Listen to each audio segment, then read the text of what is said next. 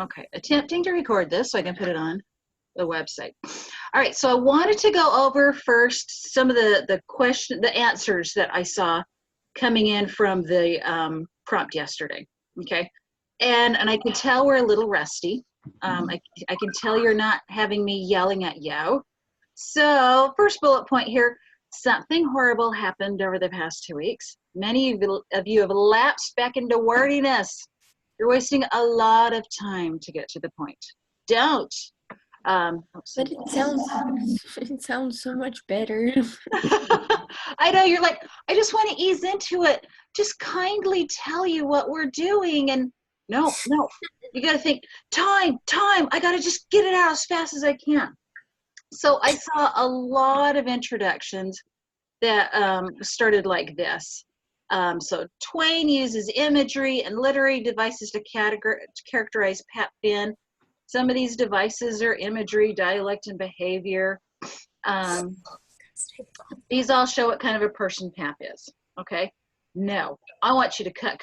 Tell us straight off what you're going to prove, okay? Just boom, right out of there. So instead, this would be a perfectly good first sentence or first introduction. Pat Finn is, okay, tell us who he is. An insecure, abusive, disgusting father, which Twain illustrates through gross imagery, poor grammar, and threatening behavior. Boom, boom, boom. So it's just all right there, you know exactly what we're going to talk about, okay? So I've used the analogy before, like an on-ramp. You're kind of easing up onto the highway. No, everybody's going 100 miles per hour. Just pop in as fast as you can. That's how you get into a car accident. But you're the only one on the highway right now. So this is your highway, Heather. Just like, boom, barrel out there as fast as you can. Something like that, okay? So state exactly what you're going to prove and then spend the rest of your paper proving it. Just get right to it, okay? I actually spent yesterday going through a number of blogs and websites and others from readers. I found some the past AP exam readers and their advice and things that they were saying. So I've been gleaning from that. That's one of the things they're saying is just pop it out of there. Okay, second bullet point, do not waste time defining literary terms or devices. Trust me, the readers know what they are, okay? Don't go. Characterization is when, no, don't, they already know, just show us what you know is going on, okay? Diction is the choice of words that an author uses. Yeah, they know that, okay? They don't want your definition. They want to see you applying it, okay? So instead of giving us a definition, show them in action that you know what you're talking about, okay? Next, stick to the passage. If you can't prove it from the passage, don't assume it or pretend it's there. There are a few people who kind of went off on a little bit tangents. Some of it I knew you knew from later in the book. You know, I'd rather you didn't, but that you didn't put it in there. But some went off into some pretty far-fetched ideas, and no, don't want to do that. If you can't prove it from the text, it doesn't exist. Okay, so you have to be able to prove it. So any assumptions you make, you must prove those assumptions. Okay. I will not buy a suggestion that maybe Pap actually loves his son. I see no love in that passage. All right, so you got to prove that he actually does. Okay, and then tighten your sentences. They're fluffy again. As I was going through, I was cutting. What I'm doing is, for these essays, everybody's getting a 95 for doing it, okay? It's just not fair based on the limited time and the way that we've got things for me to assign points super harshly, okay? I'm just, if you were trying and making a good effort, you're gonna get 95. You can earn extra points. If you do a super good job, I'll give you some more. But I am cutting and questioning and being a little bit ruthless on your paper. So you're still seeing exactly what I think of you, okay? But you're also all getting a fair grade, which I don't know, that's what works in my head. What would I have gotten if you didn't give everyone a 95? Heather, I don't know. I'll have to go back and revisit that. I'm not gonna lie, I turned this in knowing it wasn't good. I was like, you know what? I gotta be done with it. This is what it is. Yeah. So tighten your sentences. They're fluffy. We hate fluff. Do you know what fluff means? It means you're afraid to get to your point, and the readers can sense that. If you're hesitant and you're just kind of slowly getting in and click, they know that you're afraid to make your point. They want to see confidence. They want to see almost some attitude. They want to see that you're not afraid to state something. And so the more you pack your statements in extraneous fluff, the more they can tell that you're not confident with what you're saying. Okay? What if you are confident and you just want to add more? Add more substance, yeah. Add more details and examples, absolutely. But don't But fluff. add it, you know. Does it still have to be 2 pages? Because like when I was writing mine, I didn't know how to make it 2 pages, and I was like, no, so I just Double started spacing. adding I up. don't even know how long mine was. I think Michaela, yours is 2 pages. Alex, were you double spaced or single spaced? I did double space, so it looked longer. Whatever makes you feel better. Okay. Um, Because it was like 1.5 pages, and then I just didn't know what else to say, and I didn't want to keep like going too far out, so I just left it. Use up all your time. I had 3 pages by the end of it. I had Okay. 1 page, but it wasn't double spaced. And it Okay. was size 11 font. So that would be like 2 pages double spaced. I had put this question to the AP Facebook people, asked 6,000 people what the word count should be. I got like 50 responses and nobody agreed. So And when you're done. yeah. People are like, I don't know. Oh, I always hate that question. I don't know, 400 words, 300 words, 600 words. Nobody could have a consensus. So write until you're done and pack as much in as you can. That's all I can tell you. All right. You love that kind of answer, don't you? I definitely like typing them better because, like, once I like finish, if I have extra time, I can go back and make stuff like sound better, like other ideas that I was like, this isn't as important, but I have extra time, so Yes. you can't really do that when you're handwriting it. Absolutely. Like, oh, well, now I have to rewrite the whole essay to move this. Like, I know, or you don't have to try to squeeze it in or put it in the margin or something annoying, and you're like, they'll never be able to read this.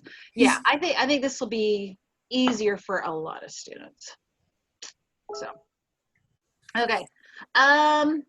So as I was thinking about this, I was thinking, how would Ron Swanson write this? Okay, I love Ron Swanson. He's not into fluff at all. He's just like, right there. Okay, so kind of put Ron Swanson in your head. How would he write this kind of essay? He would not put anything extraneous in there. You just get like right to it. Sting like a bee. Do not float like a butterfly. That's ridiculous. Or as you're still writing, if you're struggling, think of me looking at you like this. Okay, this little pink fluffy ball of hate. We hate fluff. And think of me just kind of glaring. He's like, oh, we don't want to have any fluff in here. All right. So that's my advice to you guys. You are doing well. You are finding stuff. I'm just now trying to fine line you, get you more sharp where you need to be. Okay. So any other questions or comments about these responses? Anything else? Okay. So let me tell you what I am signing for today. Okay. As I said, I was on that AP site, the AP Lit Facebook page, and they had a whole bunch of people on there talking about different assignments that they're doing, which has been really helpful. And there's one that they posted just yesterday that a whole bunch of other people are like, oh, great idea. And I said, oh, me too. So you're doing the same thing as about 50 other schools right now. Okay. So this is the assignment. Okay. You are going to read this passage as if you were to write this essay. So let me get the right page up here. Dun, dun, dun, dun. Share screen. It is. Okay. Do you see 2018 AP Literature questions? Yeah. Okay. So this is the test that was given out 2 years ago. So like Rosemary Corkins and May Alicia and Isaac DeMott Stoll and a bunch of them had to take this one. This was a hard one. Everybody complained about it. And they were complaining about it too. But this is a good one for the exercise I'm going to give you. All right. So, and this kind of fits a bit what you did just yesterday. So take a look at this prompt.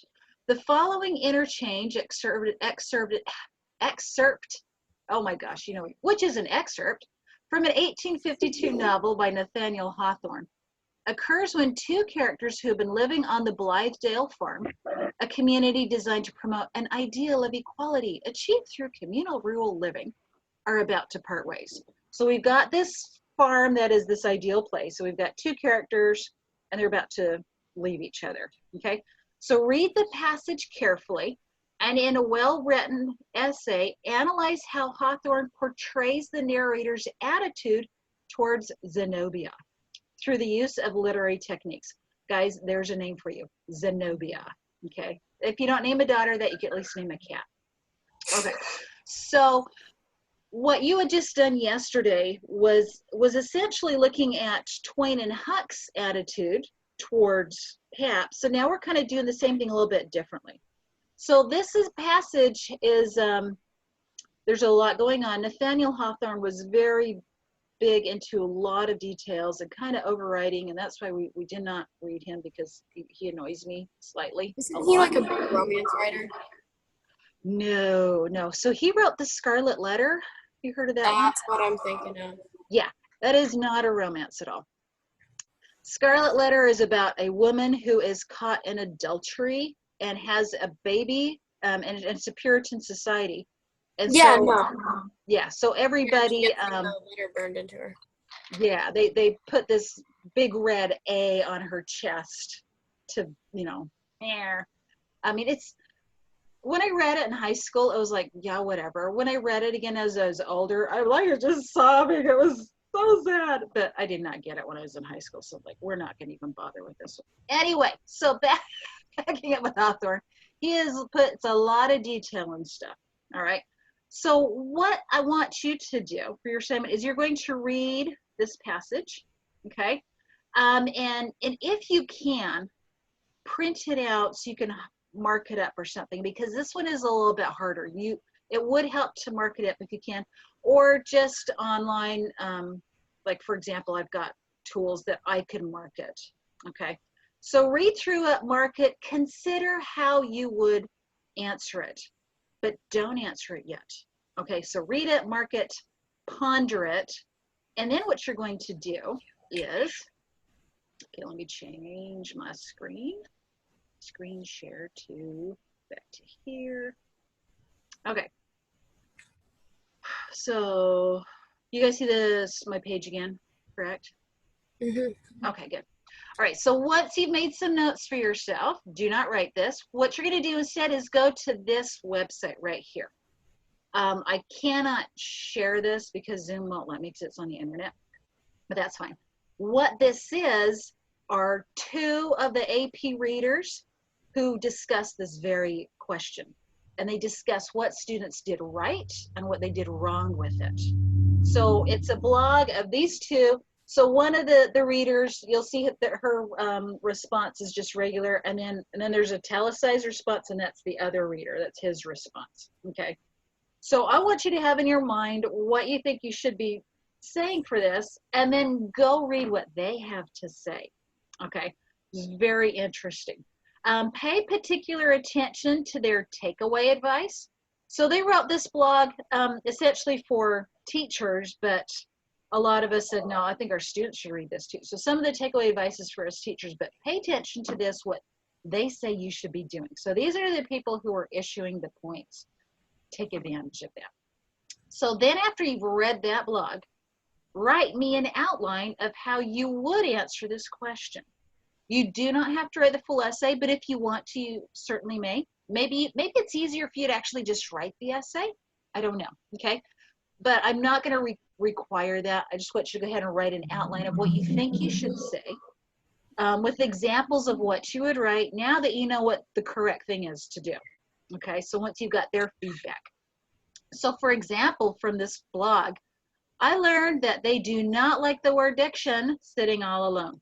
Okay, it's obvious that the author uses words, so avoid it. Okay, if you're going to say diction, do like some of you mentioned with the Pap one, Twain uses dialect, or or explain what kind of diction it is. And remember, diction is tied very closely to tone. The way that somebody is using their words creates the tone. So link it with tone or with mood, okay? If you are going to use diction, you don't have to. Also notice that question says literary devices. Don't just list them in your thesis. So Hawthorne uses a lot of literary devices. That's just repeating the question. What literary devices? What is he saying? How is he saying it? Give me specific examples. And sometimes, some of these I've noticed the readers mention that sometimes the student would focus only on one literary device, but they went into so much depth with it that they went, yeah, this is pretty good. So even if you can see only one literary device and you're able to say a lot about that, that could be enough, okay? I also read on another blog that they hate the phrase paints a picture because every other student uses it. I guarantee you I've used that in I used it like at 43 least one times. of the I was past like, two assignments I've turned into you. Well, I started counting with the ones I graded yesterday. I haven't finished. kept writing it. I'm like, I know that I've said this 47 times, but I don't know what else to write. So. 7 of you used the phrase yesterday, and I haven't finished grading. And I went, oh my goodness, they're right. So they hate the phrase because they see it so often. Somebody else told me, I can't remember who, that they were reading another website about how to write these papers, and they advised in there, oh, use the phrase paints a picture. Yep. They put a bunch of sentences that you could use because like I had like one word, like I was like, oh, he does this and he does that, but I was like, how do I say that in like a better way? And so there I was writing everything I shouldn't. Well, see, that blog was probably created a few years ago when people weren't saying that, but now everybody goes to it and they all take that advice, and the readers are going, oh, stop, just stop. I can't stand this phrase anymore. So this is a cliche. Okay, you guys know what cliches are? Somebody tell me. Is it cliche or cliche? Yeah, I've always. Depends what part of the country you're from. Okay. I think you guys, like I say, you guys say aunt and I say aunt. You know, caramel, caramel, whatever. Cliche, you know. So what is it? Cliche. I say cliche. Cliche. No, what is that? What does it mean?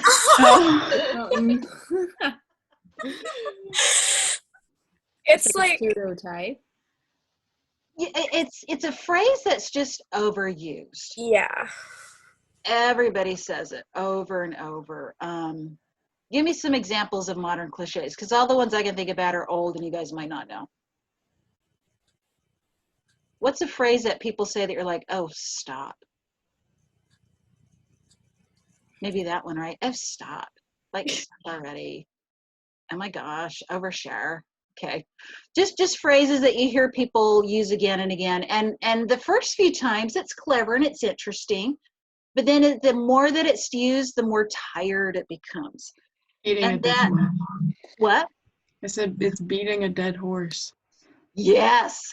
Beating a dead horse is a brilliant cliche talking about cliches. Exactly. Okay. So they want you to avoid phrases that everybody else uses. Now, having said that, I realize how difficult that is because you're in a time situation. You know the clock's against you. You're trying so hard to pull out really interesting stuff to say, and you are going to naturally default back to safer things to say to fill in those gaps until you can get to the point you're trying to make. Okay, that's just how we function. And here I'm saying, oh, don't do that. Let's make you even more uncomfortable and make it even harder for you. Okay, so don't write cliches. So I'm going to advise that, but I realize it may happen. Let's just all try to avoid saying paints a picture from now on. Okay. I didn't say it. That's the one thing I did right in my essay. Criminal amount of times. I was like, oh, turning it in. Like I knew. I know. I think I saw it twice in yours, Sophie. I'm not sure. I'm pretty sure it was more than that. Like, Well, I'm going to go back now and double check. You're like 93. Like you don't even give me the minimum grade because I used it so many times. Maybe, I don't know. Okay. And I didn't take off points for that because I hadn't told you, but I had just read it and then I'm grading your papers and I went, oh crap. Even if it was Right. like a fine phrase to use, I used it way too many times. Like I was sitting there like maybe once. Maybe once? This is okay. Yeah, okay, I'll just use it this time. You Like know, I like it so much. It's just so good, comfortable. I'm just going to keep going with it. I kept like looking at synonyms for picture, and I'm like, Paints a photo. I'm like, I used image and picture, and that was it. I just switched between the two. Clicks a photo. Screenshots a photo. I don't know. Seriously. Stop. Okay. So what I want you then to do is just write me up that outline once you've done all that little kind of research yourself and send me that outline. Or if you feel like it's just easier for you to write that essay, go ahead and do that too. Are we Okay. gonna have to write the essay? No, I'm not going to make you write that essay. We're not gonna do the essay, beloved. I didn't like the passage. My students who had to write it 2 years ago all hated it. Oh my gosh, they come in, I hate Hawthorne. And I went, they gave you Hawthorne. Oh, they must hate you. So I don't know if they may hate you guys this year. May have another piece of Hawthorne. I don't know. They probably will because we're pandemic babies. That's right. That's right. No, we're not. Our kids are pandemic babies. What? All the kids that are happening in Corona In 5 times. months, they are pandemic babies, but we're the ones that get to benefit from the pandemic when we apply to college. True. So Heather, those are going to be the coronials. Yeah. I saw that post. Yeah, I like that. That's great. Wasn't there like a baby boom after the flu epidemic, or is that in my imagination? Oh no, That's what no. the baby, wasn't that what the baby boomers were like after the war? That was after World War II when all the men came back They from were like war. excitement babies. They're like, oh look, the men are back. But like after the flu pandemic, I feel like there was babies during that too. But like I don't know, they didn't really. There was also after 9/11. There was. And there was also some years ago, there was a big blackout in New York City. And it was out for like a day and a half. And then about 9.5 months later, there was a mini baby boom. So Just in New York. yeah, I expect all of you to be a little bit better. See, you're all separated, but yeah, just remember this. Keep in mind, you're all going to college. You don't want to be doing this yourselves, right? Okay. So this outline will be due tomorrow. I am also going to give you another thing to read tomorrow. They are, and I promised you before, I pushed it back because this is 2 pieces of satire from Mark Twain. I will assign you to read those, but I'll tell you what we're going to do with those on Monday, I think. I'm trying to ease up on the amount of work I'm making you do. Okay. Any questions? Anything? Okay. Cool. Great. Well, then we will see you guys again, I guess, on Tuesday. Okay.